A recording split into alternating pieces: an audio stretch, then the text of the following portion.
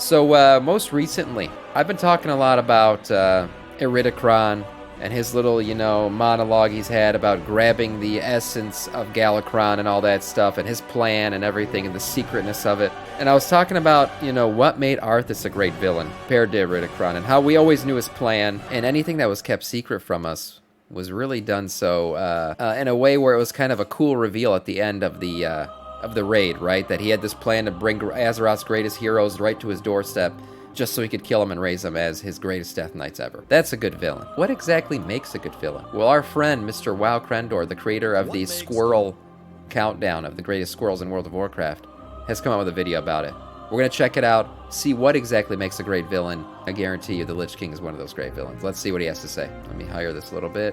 Good WoW villain and what makes a bad WoW villain. Those are the things I want to talk about today on Krendor Talks in front of a shitty green screen.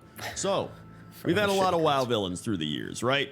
Some of them very good, some bad, some okay, right? And I wanted to talk about why the good ones are so good and why the bad ones are just so bad, like just terrible. And so, the other day, well, I guess the other week at this point, I made a poll on YouTube and I asked people who was the best WoW villain, and 80% said the Lich King, Arthas, right? Then we had, 7. Not a surprise. I mean, he is the most fleshed out villain. He's got the best story arc. He's got the best motivation. Like, his motivations are clear. Everything makes sense to him. And then they tried to rewrite some of his lore. I think part of the reason Shadowlands got such a bad rap is because they were essentially rewriting the lore of the greatest villain in the game. It'd be like Star Wars coming out with a movie and trying to rewrite Darth Vader's story, saying that he was actually a puss bitch and this guy was controlling him the entire time. Trust me, the Star Wars community might actually show up to Disney at that point and burn down their headquarters. Percent say Illidan and Garrosh. We had 4% say Deathwing. And then we had a bunch of others. People saying Lei Shen cool. From Pandaria. We had people saying Onyxia, which actually I learned a decent amount about Onyxia, and it's actually pretty true. She was actually a pretty cool villain. She's a cool villain. Someone said Professor Didn't they, though, with the Ren Side? movies? They really rewrote Luke Skywalker more than they rewrote Darth Vader. I mean, they kind of did take away the fact that, Darth Vader in the lore was supposed to be the one who had killed Palpatine. So that kind of sucked that they rewrote that part of it. But overall, I mean, even actually the Chosen One being part of Darth Vader's storyline was kind of retroactively changed, maybe. But I don't think it was as bad as what they did to Arthas and the Lich King. Edwin Van Cleef, right? Gul'dan. There's a whole bunch of villains from World of Warcraft, right? But nobody said the Jailer, and nobody said Sylvanas, right? Those are two that I did not see really at all going through all of these other comments. We had some Kill Jadens, just really... Vader did kill him? Yeah. Well, just really impressive how nobody...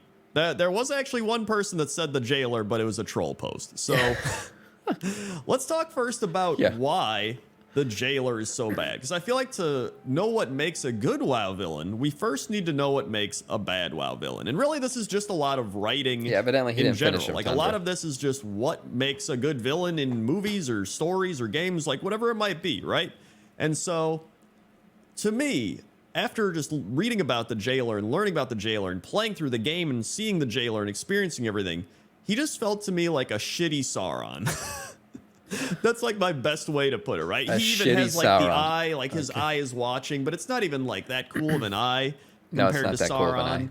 And he's like, I'm very smart. Like nothing escapes the Maw, right? Even though things... That's true. Palpatine did get cloned and come back. Yes, he had his essence put in like some kind of clone body. This is true. But it diminishes what Darth Vader did, in essence, right? It kind of diminishes what he did. That's what sucked about it.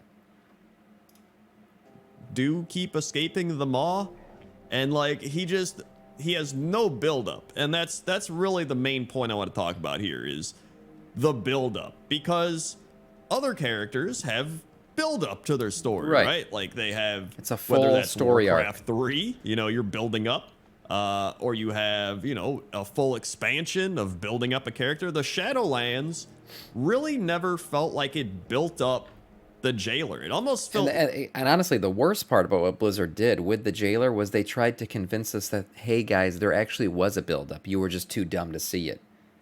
Yeah, that Frostmourne, that Helm of Domination, those things were laid on. That was building up for a long time. Turns out the jailer was the one doing that shit.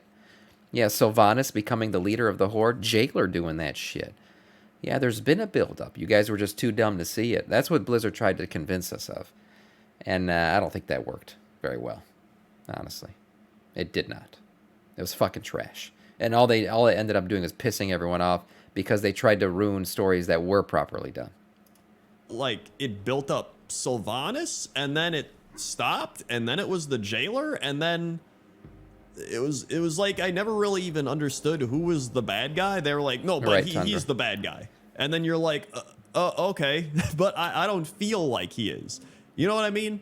And I feel like he's just the classic Dark Lord trope. He's the Dark Lord trope from fantasy, but like the bad version, where he's just like, I'm a bad guy, right? I'm a bad guy and I do bad things. And you're like, okay, you got some examples? And he's like, oh, you know, I'm just this random Where's your guy resume? that appeared from this random place you've never heard about. Oh, yeah, welcome in, Burning Viking. But I'm responsible for everything bad that's happened since like Legion, or like, you know, like the Lich King. That was me. Yeah, I did that. And you're like, no. They like, literally tried to have him stand on the Lich King's shoulders so he could, you know, he could be elevated in our hearts, right? They were like, we don't know what to do with this guy. We're just going to put him on the shoulders of Arthas. That way you guys can finally see him. I played through that, and he's like, no, you got it wrong. I did it. The real bad guy of the expansion was Blizzard. And you're like, okay, cool. So I guess everything that I learned about is just retconned, and it makes no sense. Yeah. Because you It was a said shitty so, and he's feeling. like, yep. And then, to make it even worse, right? The shitty Sauron does all these things, and he's not Shitty even good Sauron. at it.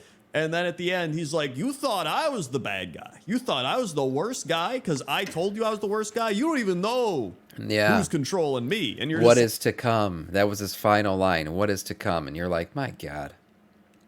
You know what's not coming? Me. This entire expansion. I've not come once because it's been so shitty. like, dude. First off, I don't even know if I believe you. I don't even know if there's anybody controlling you. Second off, I just don't care. Yeah, right? I like, really didn't. why should There was I no care? satisfaction in killing the jailer. I don't even want to be here. It's just there's so many things wrong with it. It's hard to even like describe all the bad things wrong. But I get those are just kind of my generic observations, right? He says he's evil, and so he's evil. He's just a really shitty Dark Lord trope. That's really all it's bad writing. I agree.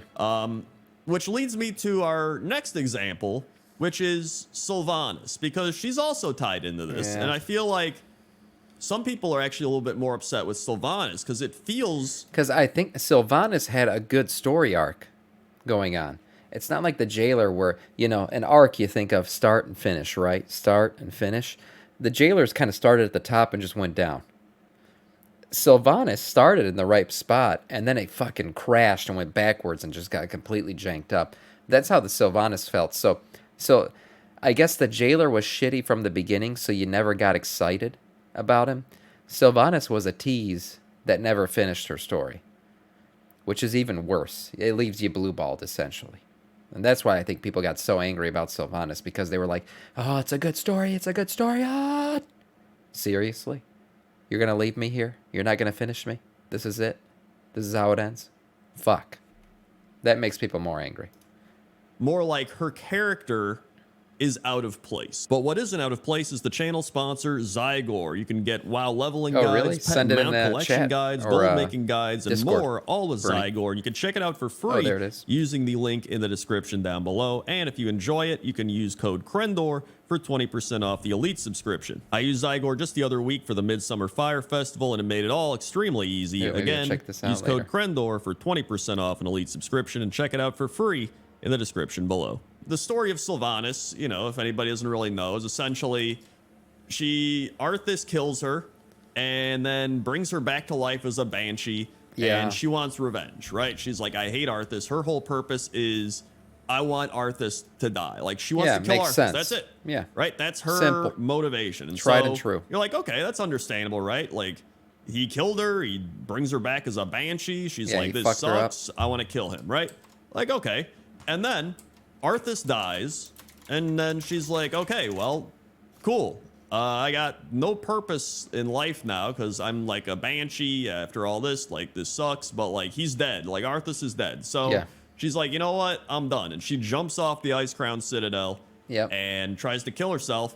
And then she goes to the Maw, and she's like, yo, Super Hell, the Maw sucks. I want to get out of here. Which, to be fair, I too wanted to get out of the Maw. I fucking hated the Maw too. When I was in the Maw. It was a Sylvanas couldn't mount down there. She had the fucking jailer's eye on her. The place sucks. Looks like just a sex dungeon, a shitty sex dungeon. I mean, yeah, I understand why she'd want to get out of the Maw. terrible experience. I was like, get me out of here. I didn't even want to go back. Yeah. So I understand that. You know, I could relate after being there.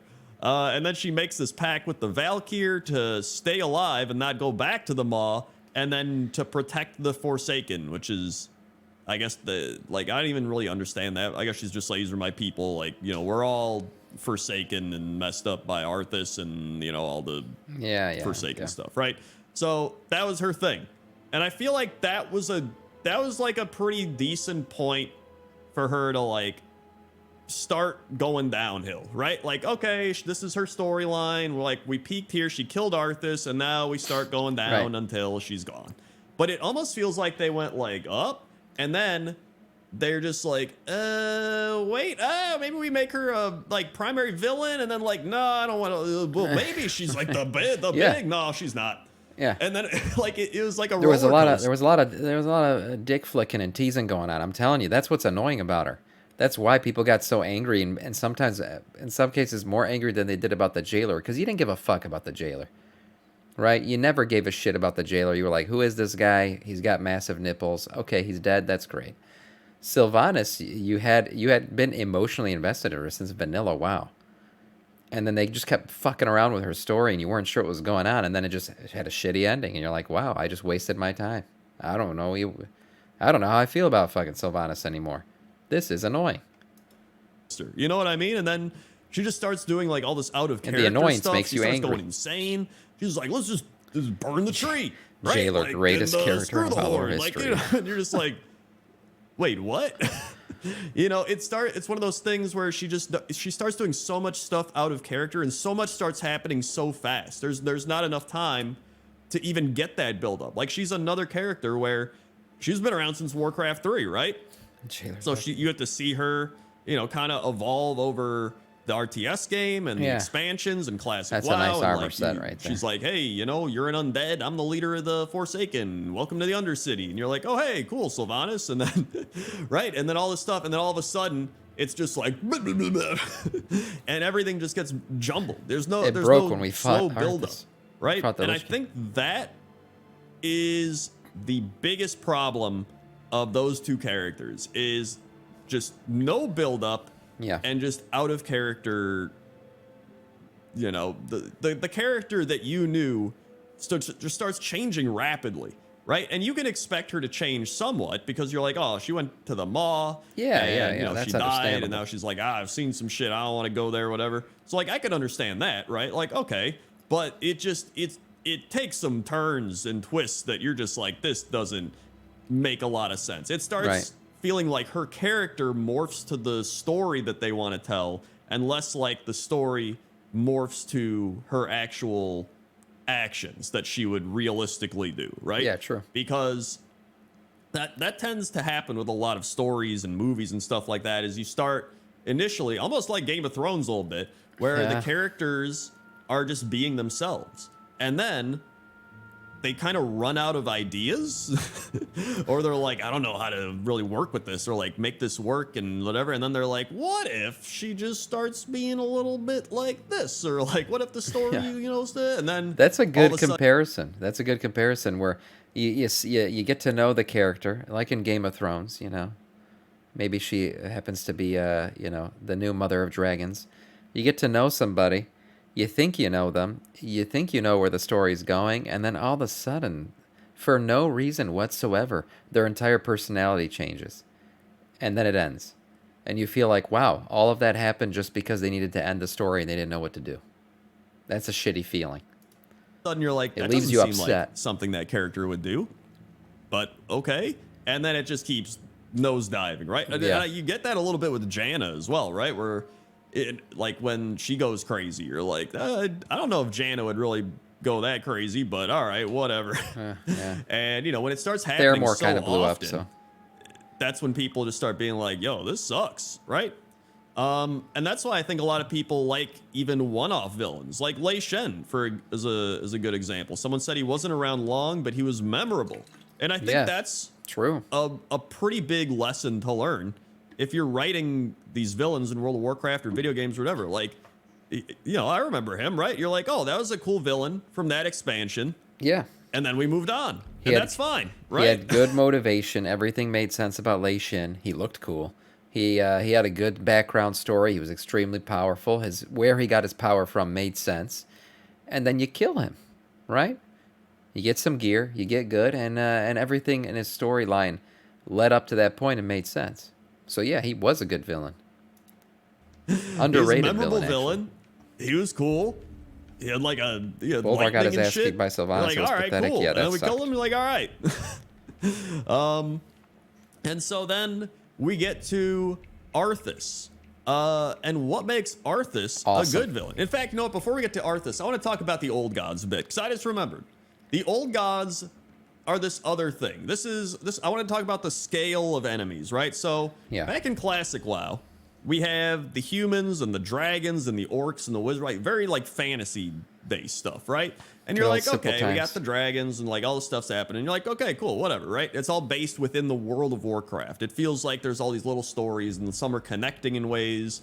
And it almost feels like there's like this political thing, like Onyxia is like, infiltrating Stormwind and like manipulating stuff. Right. And then you got like She's playing Nefarian. Onyxia was playing the political Palpatine game at that time.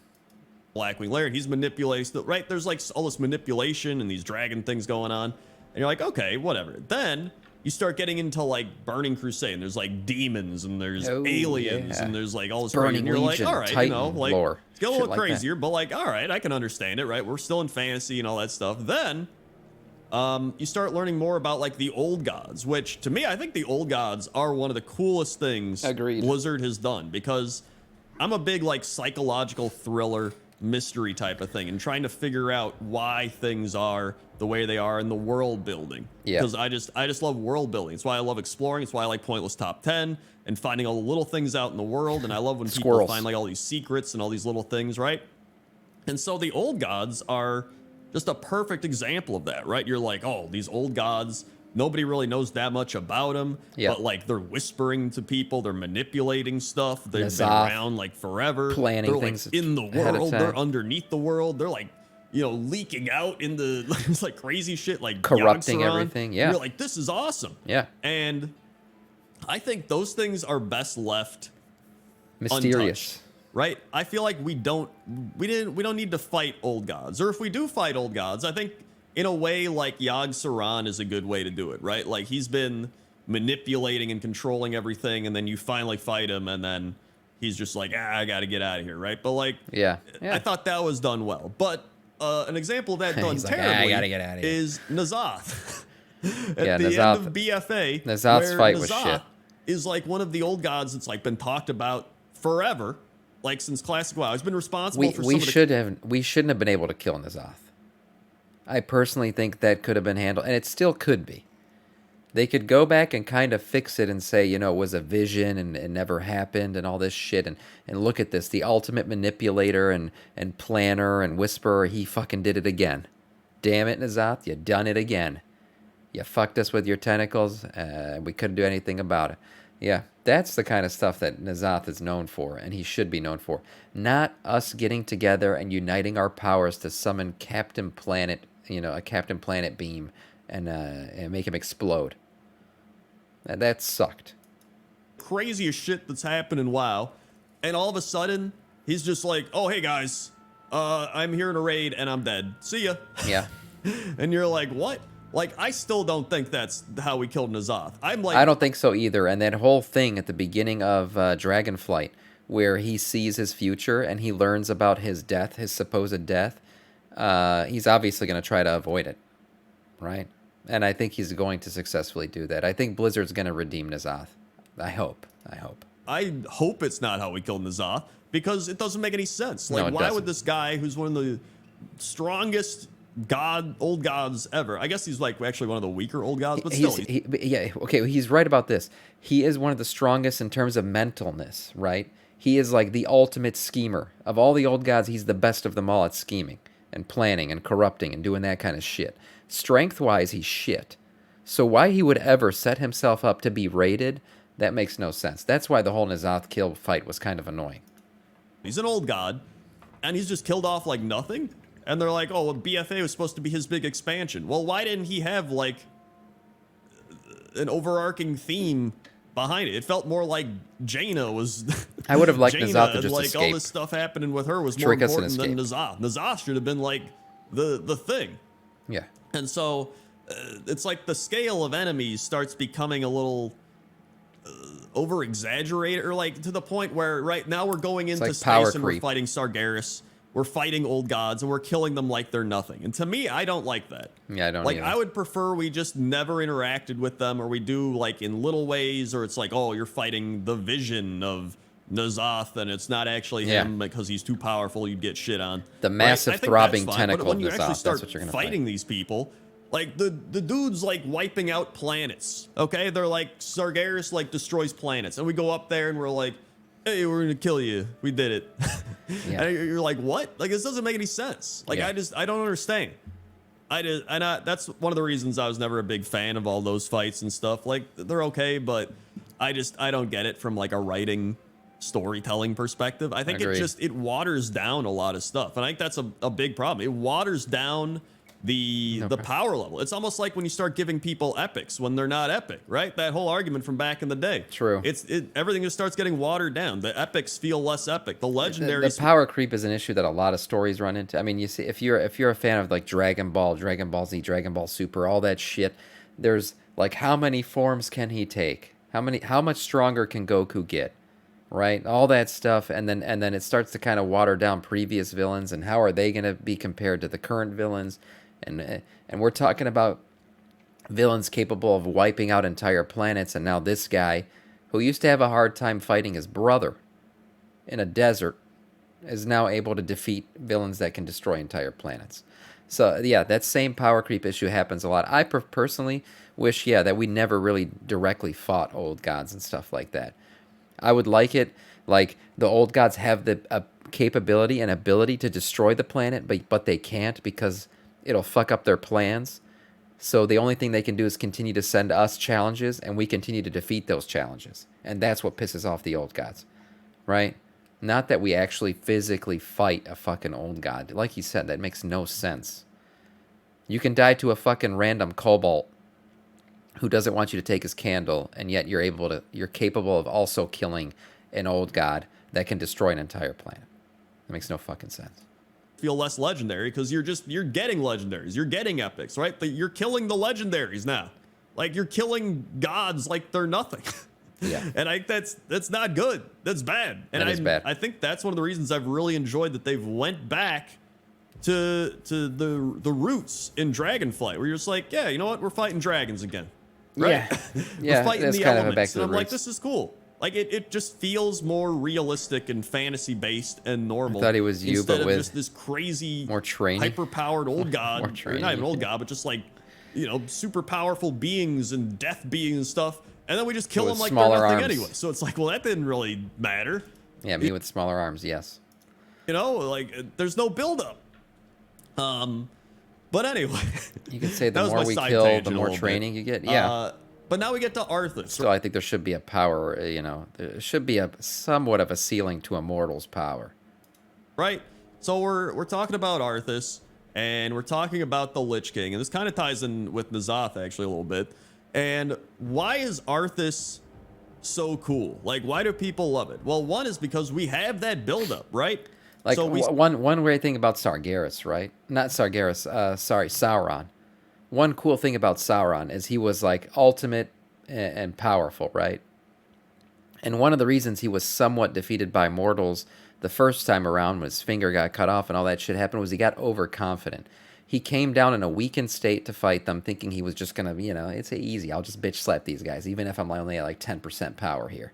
And he miscalculated and wasn't completely defeated, but kind of got fucked over, kind of got fucked up, right? So now he's in his weakened eye state. There's this ring. He's trying to get it. And at the end, it's not some fucking random group of humans that show up and physically fight him to the death.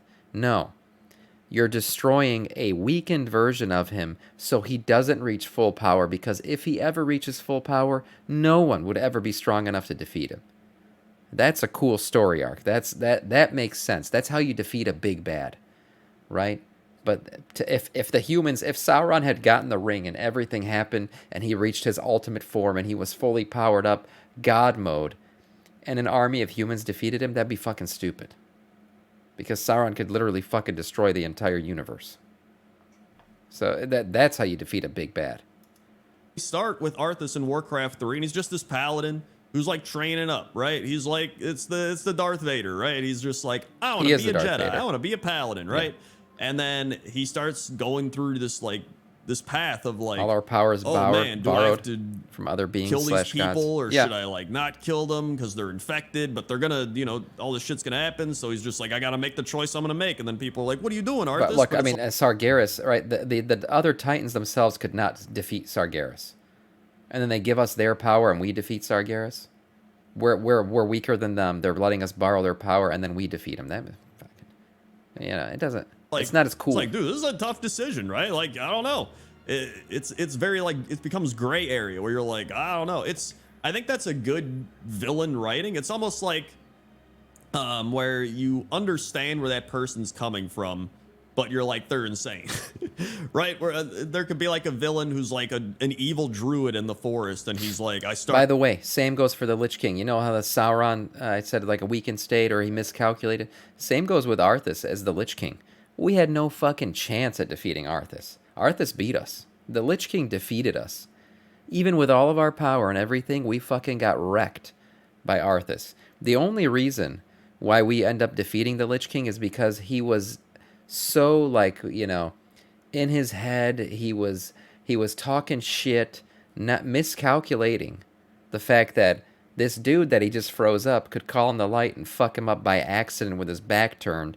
He broke Frostmourne, and that was our one shot at defeating him. It was him in a weakened state. But fully powered Lich King, we fucking got wrecked by him, as we should have. That makes sense. We lost to the fully powered version of the Lich King. The version of him that we defeated was a weakened state of the Lich King. That's how you defeat a badass villain. A more powerful villain. Not by just pumping up the heroes to the point where it makes no sense how they're even fighting. Started, caught killing monologuing, everyone exactly. Because they killed animals, and like, I love the animals, and I'll protect the animals, and I'll kill anyone who it's like, all right, you're going a little crazy there, but you kind of see where he's coming from. You're like, all right, I understand, but he's insane. By the way, I'm going to start a group for the time rift thing here in the background. You understand their motives, and I think the motive is the big thing. Soon. Like, what is the jailer's motive? He's like, I'm evil, and I want to be evil and control stuff. Like, that's not a motive. That's just a general. He lost because of plot. Of like, yeah, I want basically power. Like, I think that's one of the shittiest motives you can have, right? Like, there has to be something behind that, right? So, yeah. And like, Arthas is doing all this stuff because of like vengeance, right? Like, he hates Mal'Ganis. He wants to kill Mal'Ganis because Mal'Ganis is doing all this stuff. Mal'Ganis. Right? It's actually been a while since I played Warcraft 3. So all I remember is like Mal'Ganis is like taunting him and stuff. And he's like, I'll get you, Mal'Ganis. Right? And so that vengeance kind of gets to his head. Boss, like, Arthas, he went down like a bitch. Go crazy. And then he's like, yeah, I'll do whatever it takes. Like, okay, Tidewell, you got to fucking take shots. But he wants Frostmourne. Like, he starts betraying his people more, right? Because of Mal'Ganis. That vengeance is like inside of him. And you're like, damn, this guy's going crazy. But I kind of get it, right?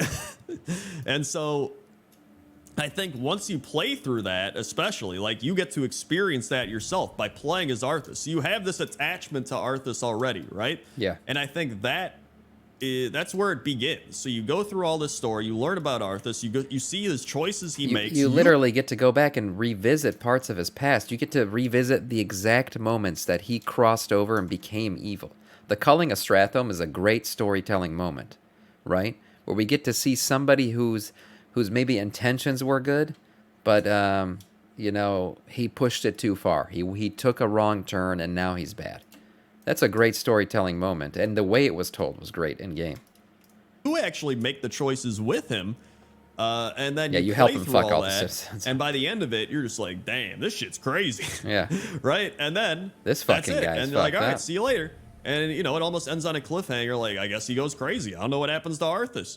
And then we get to Wrath of the Lich King, and it's like, here's Arthas, and you're like, oh shit. Like, I guess we get to continue the story that we were learning about, right? Because you've built up to this. Like, we know what's happened with Arthas. We're building up to this point, and then you go into the expansion. You're in Northrend, and you're starting like, a time damn, rift like group, this is what Arthas is built from being here for so long, right? You see the way his power is kind of taken over the land and Northrend, and everybody's impacted by Arthas. People know the Lich King. Wherever you go, people talk about the Lich King, or like, you still have your little things going on here and there, like side quests or whatever, but for the most part, everybody is like, yeah, Arthas, right? And so true.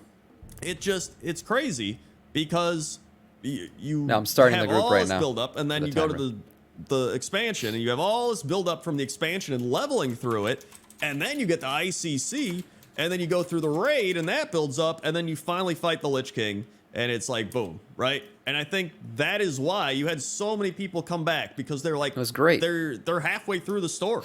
It feels like you were reading an unfinished book, and now the new book came out, and you're like, oh shit, the new book. And then you read through the new book by playing the new expansion. True. And then you did it. You beat Arthas, and it's like, all right, cool. And that's why the player base also just hit the peak at that point, and then was like, because the story's complete. And so felt done. Yeah. Now that doesn't mean that Warcraft 3 is the only way that you can tell a story, right? But I think that shows the power of building up a character and building up a villain, and not just like forcing that character to be something they aren't, but allowing them to kind of go through the path and see like the choices they make, and it's just character growth. But obviously there's character growth for the villains and character growth for the hero. Like, there's two types, right? And so I think at the end of the day, at the more overall, yes, I think it is very easy to see why some characters are beloved even as villains, and some characters are hated, whether they're hated because of things in the game and choices they made in the game. Like, oh, I hate this character. It's one thing to hate a character because of how they act in the game and who they are, whatever. And it's another reason to hate a character is they are written terribly. Yeah.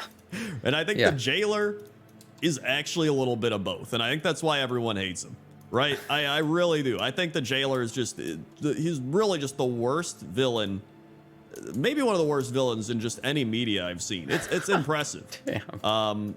Worse than any media. I even saw someone here on my post on the YouTube thing say Arthas had the best character development, and that made him the most relatable, I think. He was I also have a relatable. soft spot for Deathwing. If they had lent deeper into the slow, painful descent into madness of a once noble and responsible person, I think his story would have touched people more than the bombastic, one-dimensional "I am Deathwing, destroyer of worlds." And I think that they actually made a good point. Yeah. Right? When I think of Deathwing, I think of like, oh, he's just flying around burning shit. True. And like, hey, don't do that, Deathwing. But I feel like they really could have a realm. Gurgoyle, thank you for the follow and welcome to our Scourge. Yeah, one thing about Deathwing and why I think he's even one thing Dragonflight has done is it's made Deathwing even cooler, right? Because now we're learning about his slow descent and his initial intentions and why he accepted the Void in the first place and all this other shit that went down with Deathwing, and how his brothers and sisters, the other aspects, kind of let him down and all that. Everything's his story arc is getting more fleshed out, and it makes sense in a way that makes sense, right? His story arc is not getting fleshed out in a stupid-ass way that just fucking mitigates everything he's ever done. No, he's still the same Deathwing that we fought in Cataclysm, but now his reasons for what he did are make more sense. They're more fleshed out. And that's why I think Deathwing is the best villain of this expansion, even though he is not the villain of this expansion, if that makes sense. Because his story is actually good and fleshed out. Could have went more into the, you know, the mind games and descend into madness of Deathwing, and I think that would have been much more interesting Illidan to and see Arthas are Chads. from a gameplay perspective, and have that They be ain't no built simps, up that's for over sure. time, and then, you know, finally getting to all the Deathwing fights and stuff like that. Like, I think Illidan and Arthas ain't no simps, right? One similar thing about them, Illidan, you know, he could have been trying to butt fuck Tyrande still. And Arthas, we all know he got that sweet, sweet Jaina cooch waiting for him, and he left her. He left her so he could go, you know, cull a Stratham, right? Kill a bunch of citizens, right? I mean, yeah. He chose a purge over puss, essentially. And you know what that makes Arthas? The man ain't no simp, he's a Giga Chad. Same with Illidan. Giga Chads. That makes them great villains. I think Blizzard really, Simp is I think never they're a getting good better villain. at it. They're getting better at it as of Dragonflight, but I think they really struggled for a long time with that build-up. Purge over they puss, used to have baby, yeah. Warcraft 3 to Perfect. assist you with it, but then that obviously wasn't a thing anymore. So let me know down in the comments section, what do you think about all this? Because I am curious. Those are just kind of the observations I made along the way, but let me know your thoughts and opinions down in the comments section below. So thank you for watching, listening, like, comment, subscribe, and also if you want to see some other videos, we got pointless top 10s, we got WoW rants, we got a whole bunch of stuff right I up love here. WoW You can check Krendor's them all videos. out. He's great. Also, thank you again to Zygor, the channel sponsor. Use code Yes. Krendor for 20% off an elite subscription Zygor. with Zygor. There you go. Okay. Okay. See ya. Great video. Great video.